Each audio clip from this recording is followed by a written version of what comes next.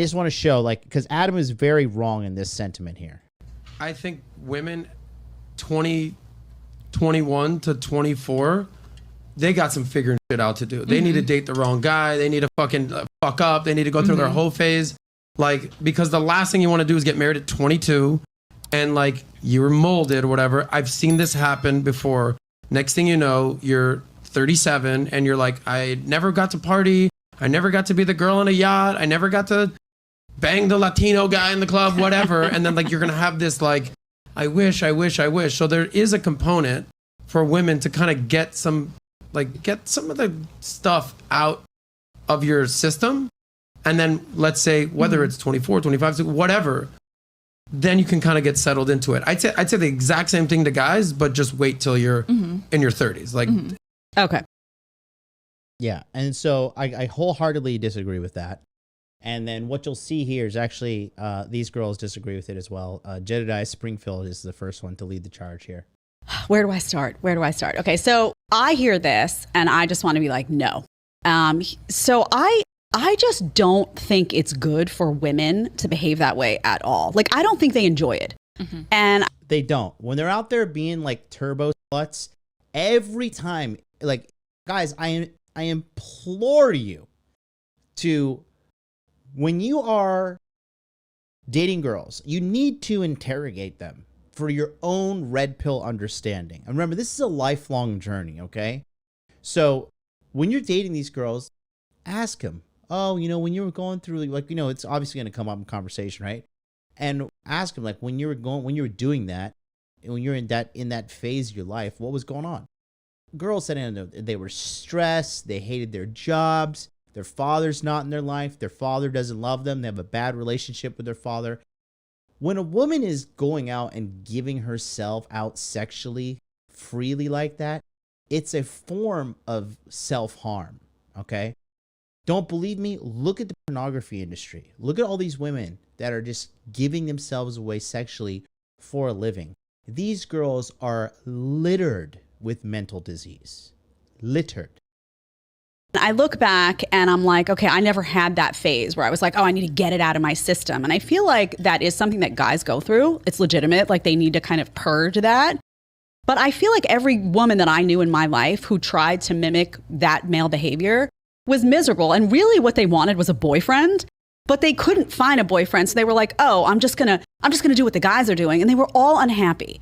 So, and also I feel like it devalues you then when you do go to find that guy and they realize that you've been with all these guys and you've been floating around and, oh, my friend was with her like a few years ago and this, and you've just been around a lot. They're going to be like, oh, now you're like kind of low quality. Because not kind of low quality. You are massively low quality. And again, like, there's other people who are okay with taking a girl into their life who's been around the block, you know, several times. And yeah, I mean, if you're the kind of guy that is okay with that, by all means, you know, put a ring on that roast beef sandwich. But I mean, you know, to tell me it doesn't bother you, I just can't get behind that. And that being said, I think the average guy doesn't want to deal with that. And I don't think it's a recipe for good future behavior, because it's like, you're going to have to assume that this woman went ahead and did the work to heal herself and to process her traumas and to get all that out of her system. And like it says in the Bible, right? Like a dog returns to its vomit, so does a fool return to their folly, unless they get their shit together. So if somebody's like an alcoholic and they're like, oh, I've gotten clean, but they don't go to rehab, they don't go to therapy, they don't do anything, eventually they're going to fall back into their alcoholism, right? If somebody is like fat fuck and they've been a fat fuck for 10 years, guess what? They're okay with being a fat fuck. They've made the choice to stay a fat fuck because it's hard to change. I know you want to believe in the goodness of people, but statistically speaking, it's not in your value. It's not in your best interest. Because guys don't really like that in women who've kind of slept around the block 50 times. So I would say I see that and I'm like, no, Adam, women don't need to do that. Like, maybe that's something, separate set of rules for guys in a way. But women aren't happy doing that. They shouldn't aspire to do that. And they should aspire to a position of self-respect where they don't have to do that. Like they don't benefit from that structure in any way. And I'd argue they don't really need to purge that because that's not really what we're about at our core. Yes. You say what? Well, I definitely agree. I don't think that it's something that women have to go through, but I think right now that is our hypersexual culture saying that this is a rite of passage for women. Your rite of passage and from becoming a girl into becoming a woman is being ran through, essentially. And we could have a counter narrative. We have had counter narratives, but right now, rites of passage for women, I think, are really lacking. For men, it's lacking as well. But for us, I know some women that, you know, they'll never have that formal wedding, or they won't have a bridal shower or a baby shower, or now we have baby showers for baby mamas, and that's not what we had before. So it's just a sign of degradation of culture. But women are believing it and eating it up, and it doesn't make any sense to me. So I think one of the reasons why I was able to get married in the first place is that I knocked off that behavior really young, because it occurred to me, you know, I'm not happy doing this. I do not like these guys. And it wasn't a long time. It was mostly just, I think, probably being a teenager or something like that. But I was absolutely miserable and depressed. And if you bring that up to other young women, I think other young women don't want to be faced with that mirror, that maybe you're doing behavior and activity that's also putting yourself down. So they will try to cope and tell you, you're overthinking it, just have fun. And if you look at it for what it really is, because women have this FOMO thing, if you look at the dark reality of FOMO, it's not really fun. It's not really fun. I think the latest story I had about FOMO for myself was I was looking at these rave girls on Instagram, and they just look so happy and so thin and so just joyful. But the reality is that they're probably doing a lot of drugs and they're dehydrated at a festival, you know? And Dehydrated. So you think about it, and there's STDs too. So if you look at the darkness of FOMO, you're not really missing out on a whole lot. But we have to convince women of that, which I think is sad, but could be a sign of consumerism as well. Do you know any? It is definitely a sign of consumerism. I talked to Allie on private as well. You know, she's doing a good job. She's doing her homework. She's listening to what I say as well. This is a very smart chick with a bright future. Women who are Unlike that dirty bitch, Torsha. happy doing that, because I look back at my life, I can only think of one person I knew who was really comfortable kind of behaving like a badly behaved guy, like sleeping around, show up in somebody's bed, then you don't even know their name. It's only one girl that I encountered, and she was running from a lot of things. You know, she was buried in alcohol, and there were other problems going on. But I didn't know any healthy woman at 23, 24 even, that was comfortable with that. It seemed like they were all really searching for stability and relationships and finding themselves in instability, but really miserable. So they were like repeating the same bad behavior over and over again, but they didn't want any of that. Mm-hmm. So is that like the girls that come talk to you and say like, help me out, do they feel lost in that structure that they're told this is female empowerment, but it's actually not feeling that way for them? I think they mostly just get relieved that they can finally say that they don't like it and that it's been harmful and negative to them, and that they're happy that they're being presented with a different idea. And honestly, I think if we could just get to these girls a little bit younger, they would avoid it. Like, I'm a fairly intelligent young woman. If you would have sat me down at 15 or something and presented me with the statistics of marital satisfaction and saving yourself for marriage as a woman, I'd have been like, oh, okay, that seems like a route that I'd like to take. But I just don't think that people are bringing it up. But I don't know any woman that is living that lifestyle that I think is happy. There's one that I suspect is happy, but she's also an alcoholic, though. There's one that I suspect is happy, but she's an alcoholic. No, she's not happy. She's running from her fucking problems. Anytime you see kind of excess eating, right? If you see somebody becoming obese, if you see somebody indulging in alcoholism and excessive drug use and excessive sexuality, this is somebody running from some deep psychological issues. It's not healthy at all. Mm-hmm. So it's hard to tell, because if you're happy, then what are you numbing yourself from? So it's just a bad experiment that's mostly benefited men. What is it? The sexual revolution. I fail to see how men lose when we have lower standards for access to the bedroom. Mm-hmm. And then on top of that, right, they can walk away from paternity. I mean, it can be as simple as child support, which can be avoided if you work under the table. But then it's also, she can just get it fixed for free over at Planned Parenthood. So I just don't think we ever won the sexual revolution. I don't know why why older women tried to tell other women that it was a dub, because to me it just looks like a big fat L. Like, what do you mean? I get to be promiscuous, and then if I get pregnant, like, he might not even be around. I don't know. That sounds like an L. Yeah. I mean, also just for our friend Adam, I love you, but it doesn't make any sense, because if you're saying you want a high value woman, and you're saying that high value means that they've been less promiscuous, they've been more selective, they have more self-respect. If they're running through it like this or whatever, being run through, I don't even know the right term for that, ran through, whatever. My version of it back when I was youthful was like, you're just sleeping around. Okay, so when you're just sleeping around, that's going to decrease your value. So then you're going to have less. Who's going to be left by the time they get to you at 25? They've already they've taken themselves down a notch. So don't you? Not a notch, a fucking like a battalion of levels lower.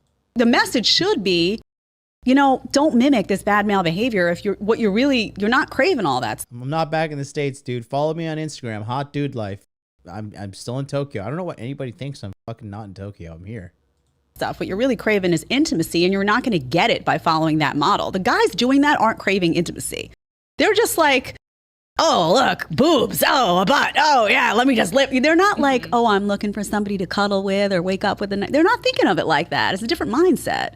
So you can't be like men and women are different and then be like, oh, Adam. We'll have to have Adam back to talk about that. So you are fascinating to me because... So that's basically the gist of it. And if you don't believe me, I mean, just take a look at here. Okay, these are some of the polls I've put out on my channel. If you're not subscribed, go ahead and subscribe now, because you can get access to all these polls that I'm posting on my community post here. So there's a couple things here, okay? Let me show you first and foremost. Things like this. Could you seriously date a girl with Instagram photos of her alone in Dubai? 14% of the audience said yes, they could. 86% of the audience said no, and that's 6.9 thousand votes, okay? Secondly, and this is implying that this is implying that she has a promiscuous past. Let's continue, okay? I write down here. Would you rather have a 10 out of 10 hottie with 30 body counts for a girlfriend, or a 6 out of 10 virgin girlfriend who loved you only? 10%, 10% of the audience said they would take the 10 out of 10. 90% of the audience said 6 out of 10 virgin with purity, right? And this only has 755 votes. I think something like maybe the word body count was triggered here in the suppression of the YouTube algorithm. Because the very next one says, do you believe in life after death? That's 9.4K votes. 72 to 28 there, right? And here's another example here, right? Take a look. This is from 4chan. Be me. Start dating. Find decent girl. Chat on the phone. She's very sweet and caring. Go out couple times. Make it to second base. Start to like this girl. Girl wants to start off honest. Tells me her body count. She's 25 and fucked 43 men. Heart drops. My count low. My face when she falls in love with me. And then he says, I make her feel unlike those others. Why does it hurt, Anant? I was better off not knowing. When she smiles at me, all I see is a whore. When she kisses me, all I picture are her cock-sucking lips. Over 40 men. Did she tell me to test me? Kicker is that all her whole friends know. It's funny to them. Why does this hurt? Why am I retroactively jealous? I never saw her pass a friends with benefits. I just don't understand. Please help. Men don't like to deal with promiscuous women. Like, for pump and dump, yes. But to fall in love with and to build a relationship and build a family with, absolutely not. It's just disgusting. We're genetically repulsed by it. Okay? And I personally just can't do it. Okay? Another one here. And it says right here, if you met your dream girl, oh no, sorry, no, that's it.